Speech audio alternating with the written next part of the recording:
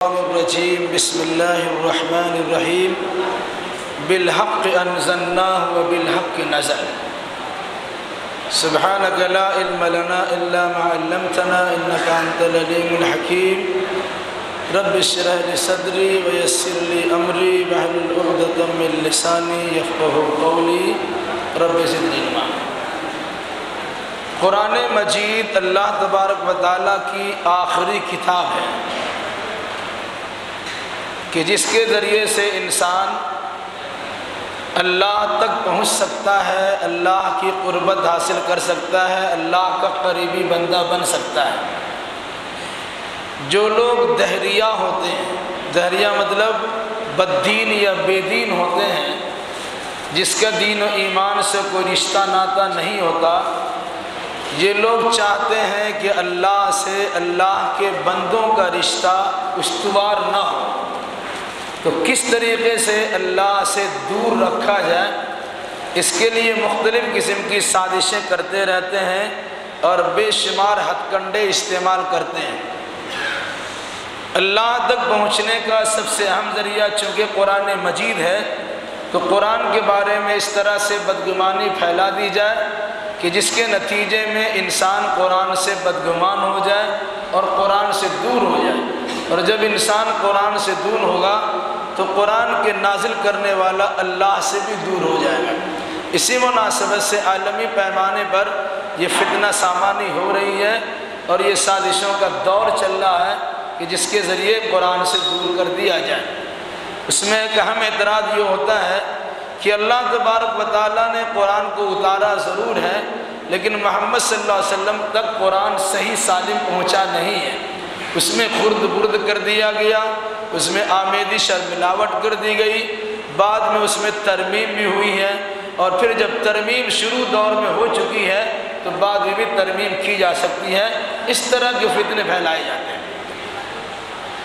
اس کے جواب کے طور پر قرآن مقدس کے بنی اسرائیل میں اللہ نے خود فرمایا بالحق انزلناہ وبالحق نزل، ہم نے پوری حقانیت کے ساتھ اس قرآن کو اتارا ہے اور یہ قرآن پورے حق کے ساتھ اتر بھی چکا ہے۔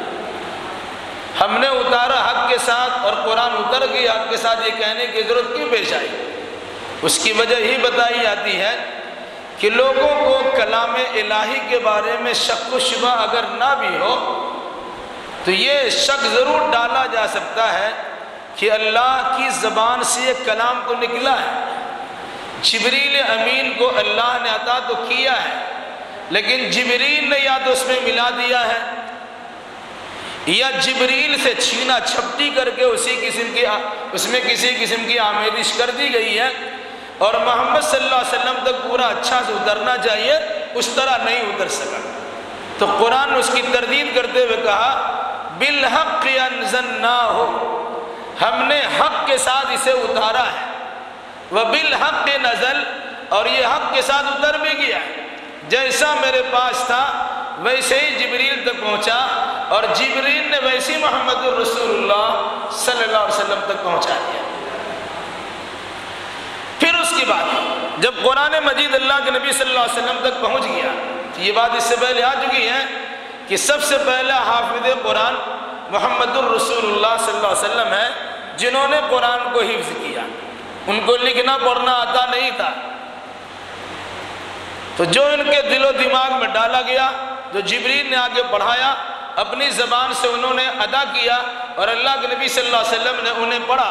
اسے یاد رکھنے کے لیے ہر سال رمضان کے مہینے میں جتنا قرآن اتر چکا ہوتا تھا اتنا قرآن ایک بار جبریل امین کو آپ سناتے تھے، اور ایک بار جبریل امین اللہ کے نبی صلی اللہ علیہ وسلم کو سناتے تھے۔ گویا دونوں کے درمیان قرآن کا دور ہو جاتا تھا، اور جس سال اللہ کے نبی صلی اللہ علیہ وسلم کی وفات ہوئی کہ اس کے بعد آپ کو رمضان کا مہینہ نہیں ملا، اس بار اللہ کے نبی صلی اللہ علیہ وسلم نے 2 بار جبریل امین کو سنایا، اور جبریل امین نے رسول امین کو 2 بار سنایا، جس کا مقصد کیا ہے کہ پورے طور سے قرآن شک و شبہ سے بالا تر ہو جائے، اور یہ بتا دیا جائے جس طرح جبریل نے سنایا اسی طرح جبریل اللہ کے نبی صلی اللہ علیہ وسلم نے سنا، اور پھر اسی طرح اللہ کے نبی صلی اللہ علیہ وسلم نے صحابہ کرام کی جماعت کے درمیان اسے پہنچا دیا۔ یہی وجہ ہے کہ کاتبین وحی کی ایک جماعت تیار ہو گئی جنہوں نے قرآن مقدس کو لکھنا شروع کیا۔ علاوہ یہ بات کہنا کہ اس میں کسی جانب سے ملا دیا گیا، تو قرآن نے اس کی تردید کرتے ہوئے اس طرح کہا ہے کہ لا یاتیہ الباطل من بین یدیہ ولا من خلفہ تنزیل من حکیم حمید۔ باطل کا گزر قرآن کے سامنے سے بھی نہیں ہو سکتا ہے، اور باطل کا حملہ قرآن کے پیچھے سے بھی نہیں ہو سکتا ہے۔ یعنی اگر جبریل لے کے آ رہے ہیں، سامنے سے کسی نے دھکا مکی کی اور جبریل سے چھین لیا، ایسا بھی نہیں ہو سکتا۔ جبریل لے کے جا رہے ہیں، پیچھے سے کسی نے جبریل میں حملہ کیا اور اس کو لے کے چلے آئے، ایسا بھی نہیں۔ لا یاتی الباطل من بین یدیہ ولا من خلفہ، ایک معنی تو یہ ہے۔ دوسرا، قرآن میں کسی جانب سے باطل کا گزر نہیں ہے، نہ دائیں سے، نہ بائیں سے، نہ آگے سے، نہ پیچھے سے، نہ اوپر سے، نہ نیچے سے۔ یعنی کسی انسان کے اندر یا کسی جنات کے اندر یا کسی مخلوق کے اندر یہ طاقت و توانائی ہی نہیں ہے کہ وہ جبریل امین کا مقابلہ کر سکے، کیونکہ اللہ تبارک و تعالیٰ نے ذی قوت، بڑا طاقتور کہا ہے۔ جبریل امین کی طاقت کا اندازہ آپ لگائیے۔ اس سے پہلے بات آ چکی ہے کہ پوری بستی حضرت لوط کی اٹھایا انہوں نے اور وہیں سے پلٹ دیا، طاقت کا اندازہ لگائیں۔ جبریل امین کو اللہ کے نبی صلی اللہ علیہ وسلم نے 2 بار اصلی شکل میں دیا ہے۔ ہم لوگوں کے 2 ہاتھ ہیں، جبریل علیہ السلام کے 600 پر تھے، پورا سما کو انہوں نے گھیر لیا تھا۔ طاقت و توانائی کا اندازہ لگا لیجیے، اس جبریل کا مقابلہ کون کر سکتے ہیں؟ اس مناسبت سے قرآن کو جبریل لے کے آئے، اس پر ہمراہ نہیں ہو سکا، اللہ کے نبی صلی اللہ علیہ وسلم تک پہنچا دیا گیا۔ جب آپ صلی اللہ علیہ وسلم کو خطرہ لگا شاید قرآن ہم بھول جائیں گے، تو اللہ تبارک و تعالیٰ نے آپ سے کہا نہیں آپ کو ڈر محسوس کرنے کی ضرورت نہیں ہے، سنقرئک فلا تنسیٰ، ہم آپ کو پڑھا دیں گے تو آپ بھولیں گے نہیں۔ آپ جو جلد بازی کرتے ہیں جبریل کے پڑھنے کے ساتھ اپنی زبان کو اور ہونٹوں کو حرکت دیتے ہیں، یہ آپ کی شان نشان نہیں ہے۔ شاید ڈر لگتا ہو کہ قرآن آپ سے بھول جائے گا، تو کہا ایسا مت کیجئے، لا تحرک به لسانک لتعجل به ان علینا جمعہ وقرآنہ فإذا قرأناه فاتبع قرآنہ ثم ان علینا بیانہ۔ جبریل کے پڑھنے کے وقت میں جلد بازی کرتے ہوئے اپنے ہونٹوں کو حرکت مت دیجیے۔ اس قرآن کا پڑھا دینا، اس قرآن کا جمع کرا دینا، بلکہ اس قرآن کا معنی مطلب سمجھا دینا سب ہمارا کام ہے۔ ہم نے ہی قرآن جمع کیا ہے، ہم نے ہی لوح محفوظ میں لکھوایا ہے، ہم نے جبریل کو دیا ہے، ہم نے آپ تک پہنچایا ہے، ہمارا ہی کام ہے آپ کو یاد کرا دینا۔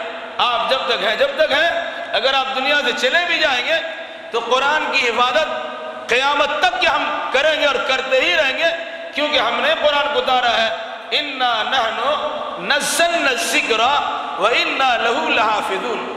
اس ذکر بھری عبرت و نصیحت سے پر کتاب کو ہم نے ہی اتارا ہے اور ہم ہی اس کی حفاظت کے محافظ ہیں، حفاظت کے ذمہ دار ہیں۔ اس لحاظ سے آپ کو ڈرنا بھی نہیں ہے اور کسی مسلمان کو خوفزدہ ہونا بھی نہیں ہے کہ اللہ کے قرآن ضائع ہو جائے۔ یہ الگ سی بات ہے کہ عمرہ طبقہ اس پر توجہ نہ دیں، امیر قسم کے لوگ اس پر توجہ نہ دیں۔